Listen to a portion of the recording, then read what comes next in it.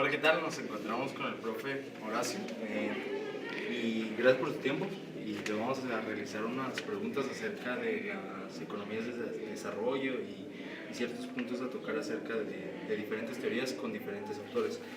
Primero, según Jacob Wiener, hace una crítica al intervencionismo del gobierno en la economía del desarrollo. ¿Hasta qué punto cree que es necesaria la intervención del Estado? Bueno, pues primeramente el gobierno es puntal para lograr hacer que la economía funcione bien, claro, sin entrar en una actividad así muy excesiva. Lo que más o menos visualizamos a finales de los años 70 es que el gobierno casi su intervención llegaba al más del 50% del Producto Interno Bruto. Más de 1.250 empresas estaban en el gobierno y muchas de ellas eran totalmente ineficientes. En ese sentido, el gobierno sí debe de intervenir en sectores que son estratégicos, por ejemplo, el petróleo, la electricidad y algunos otros que son importantes para el desarrollo de la industria en el país. Pero hay otros sectores en donde quien debe de intervenir pues, es la empresa privada. No puede estar en manos del gobierno porque se vuelven ineficientes y en el pasado hubo una muy mala experiencia en ese sentido. Okay. Bueno, también este autor rechaza el desarrollo por medio de la industrialización y propone el desarrollo basado en la agricultura. ¿Cree que México podría impulsar su desarrollo a través de la agricultura? Cuando un país aspira a la industrialización, sí. En la primera etapa, el sector agrícola es el que prácticamente financia al sector que se quiere, en este caso, desarrollar, que sería el industrial. Y en ese sentido, el sector agrícola sí jugó un papel fundamental en los años 40, 50, 60 del siglo pasado para apuntalar al sector industrial. Pero esa es una primera etapa. Se requiere más. Una vez superada esa etapa, se tendría que pasar a la siguiente. Nosotros pasamos por un modelo basado en sustitución de importaciones, que es lo que todo país subdesarrollado o atrasado hace, mientras logra consolidar su planta industrial. Tenemos que importar bienes de capital y algunos bienes de consumo que son hasta cierto punto, que traen un poquito más de valor agregado. Esa es la primera etapa. Ya en la segunda etapa, que me parece que es una de las preguntas que vienen por ahí, ya en una etapa posterior viene el modelo, ya no es sustitución de importaciones, sino un modelo basado en un sector exportador. Bueno, dice la segunda pregunta, los economistas neoclásicos consideran el mercado como el mejor mecanismo, ya que cuenta con mayor asignación de recursos. La pregunta es, ¿cree que el mercado hoy por hoy siga siendo el mejor mecanismo para la asignación de recursos en México? No, la experiencia muestra que no, es el otro extremo. Más bien debe de haber un equilibrio entre la mano invisible, que el mercado está detrás de la mano invisible, y la mano visible, que es la intervención gubernamental. Debe de haber una buena armonización entre ambos. Creo que esa es la ecuación correcta para que haya una buena asignación de los recursos escasos. Ni caer en el pasado cuando el gobierno, insisto, encabezaba 1.200 empresas, que también es un exceso y está mal, pero tampoco dejarle todo al mercado, como se está haciendo actualmente, en donde prácticamente se está desmembrando la industria petroquímica. Yo insisto, este es un sector estratégico para nuestro país. Y ahí quien debería básicamente intervenir es el Estado. Era uno de los puntos que tocaba Salinas de Gortari, ¿no? Que él decía que cómo era posible que existían lugares en donde no se tenía agua potable y el gobierno administraba casinos, ¿no? En ese entonces, es ahí donde entra su punto. Sí, efectivamente, ahí hay una crítica. Hasta inicios de la década de los 90, Teléfonos de México era del gobierno. El gobierno encabezaba esa industria siempre con números rojos. O sea, yo insisto, hay sectores en donde quien los debe de sectores estratégicos, que quien los debe de encabezar es el Estado. Y hay otros que se le deben de dejar a la iniciativa privada para que funcionen de una manera más eficiente. Y ese equilibrio trae como resultado una mejor asignación de los recursos, porque siempre hay esa controversia. Entre si más mercado, más Estado, debe de haber un equilibrio. Debe de haber un equilibrio y creo que esa es la fórmula que mejores resultados puede arrojar. Ok, bueno, en el neoliberalismo, primeramente surge la industrialización por sustitución de importaciones, lo que mencionaba, y después la industrialización por sustitución de exportaciones. ¿Cuál sería la mejor fuente de desarrollo para México? No, yo creo que más bien el neoliberalismo como tal surge a principios de los años 80. Ya en estos momentos estaba por agotarse el modelo de sustitución de importaciones. Más bien el modelo de sustitución de importaciones hay que anclarlo a esa etapa en donde se habla del Estado benefactor. Y el modelo orientado a las exportaciones, ese sí es inerte al neoliberalismo.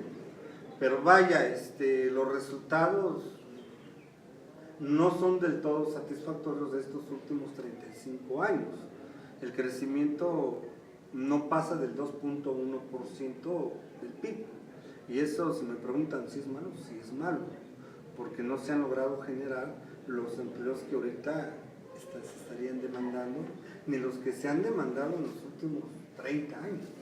Ahí hay un déficit y eso lógicamente genera otros problemas de tipo incluso social. Dice, ¿por qué cree que la propuesta del Fondo Monetario Internacional era que los países subdesarrollados aplicaran las políticas de estabilización como primera opción y la de ajuste estructural como segunda opción, sabiendo que esos organismos o modelos fueron creados y diagnosticados en crisis? La pregunta es, ¿qué solución implementaría como tercera opción? Pues bueno, yo insisto, efectivamente las políticas que se han aplicado en los últimos 35 años no han funcionado. Una tercera opción tiene que ver con otros elementos que a lo mejor no son del todo económicos. O sea, la corrupción le hace mucho daño a cualquier modelo económico, ya sea el neoliberalismo, del Estado benefactor, keynesianismo.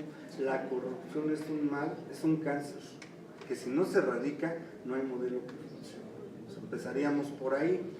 Hay experiencias de países de reciente industrialización, por ejemplo, China, Corea del Sur, Taiwán, bueno, lo que son los tigres asiáticos.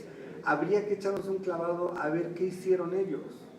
Ellos manejan una economía de mercado hasta cierto punto y una fuerte intervención estatal. O sea, no nos podemos casar con los extremos, sin neoliberalismo o Estado benefactor. Hay que ver un punto intermedio que realmente resuelva nuestros problemas. Pero hay situaciones que no forman parte del modelo. Yo insisto y pondría en primer línea la corrupción. Si eso no lo erradicamos, insisto, no hay modelo que funcione. Ahora, alternativas, veamos qué hicieron esos países que ahorita son exitosos. Le apostaron a la educación, le apostaron a la ciencia y tecnología, y ahí el Estado jugó un papel determinante.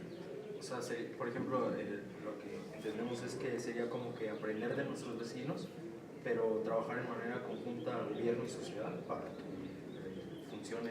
Se requiere, en nuestro país se requiere un Estado fuerte, o sea, eso debe de quedar claro, un Estado fuerte que aplique la ley. Eso lógicamente implica erradicar la corrupción de raíz. En lo económico hay que ver qué es lo rescatable del keynesianismo, hay que actualizarlo. O sea, yo estoy de acuerdo que durante la etapa del desarrollo estabilizador en nuestro país hubo avances significativos. Habría que ver qué de ahí se puede rescatar. No se puede rescatar todo porque ahorita los tiempos y el contexto es distinto. O sea, sería también absurdo querer retomar aquello y aplicarlo ahorita cuando las condiciones y el contexto son distintas. De este esquema neoliberal también habría que ver, tiene cosas positivas, no todo es malo, tiene cosas positivas. Yo de ahí rescataría la estabilización en el nivel de precios. Ustedes ya no alcanzaron a vivir, no conocen lo que es la inflación. O sea, es un problema que sí se ha resuelto. Por ejemplo, con Miguel de la Madrid, que era una inflación de casi 158%. O sea, eso se terminó. Pero también hay pendientes, crecimiento económico y empleo. Es que yo creo que habría que hacer una combinación de ambos modelos, rescatar lo bueno de cada uno y sobre esa parte ser un poquito más pragmáticos. Los norteamericanos, que es donde, en Estados Unidos es donde se forman muchos de nuestros funcionarios, Harvard, Chicago, Yale, quieren aplicar a rajatabla lo que ahí aprenden, pero los norteamericanos, aunque las escuelas están ahí, no hacen eso. Ellos son pragmáticos. Y nosotros aquí en nuestro país también deberíamos de ser pragmáticos. Ellos no aplican sus modelos así de manera cuadrada. Por ejemplo, Enrique Krauser mencionaba en uno de sus artículos que él ha criticado desde Gustavo Díaz Ordaz hasta la actualidad, pero decía que gracias a los diferentes gobiernos como en los últimos 30 o 40 años, como que no se ha experimentado hasta cierto punto como otros países lo han vivido. ¿Cree que sí sea como un punto favorable de los últimos 30 o 40 años? Sí, a ver, yo insisto, aquí tendríamos que hacer una revisión de experiencias exitosas. O sea, sí hay experiencias exitosas O sea, no todo es malo. que han transitado por estos esquemas. Corea es un país que deja un buen de actividades en manos de la iniciativa privada, pero su sistema, por otro lado, su sistema educativo se ha fortalecido y es de los mejores del mundo. Eso lo podemos ver en la prueba que aplica la OCDE, la prueba PISA. Son países que aparecen hasta arriba de la pirámide en matemáticas y en lectura. Esas dos competencias son fundamentales. Ellos ya en estos momentos desarrollan tecnología, compiten en sectores que se supone son exclusivos de países desarrollados. Por ejemplo, Corea compite en electrónica, ya se está metiendo a la parte también automotriz, los chinos no se digan. Habría que ver qué hicieron ellos, si aplicaron aquí, pero insisto, se requiere de un Estado fuerte y se requiere que se aplique la ley en nuestro país. Creo que esas dos fórmulas son fundamentales. Ok, bueno, finalmente queremos saber su punto de vista sobre si este rubro neoliberal es la solución de hoy en día para nuestro país. No es la solución, hay críticas en diversos sentidos.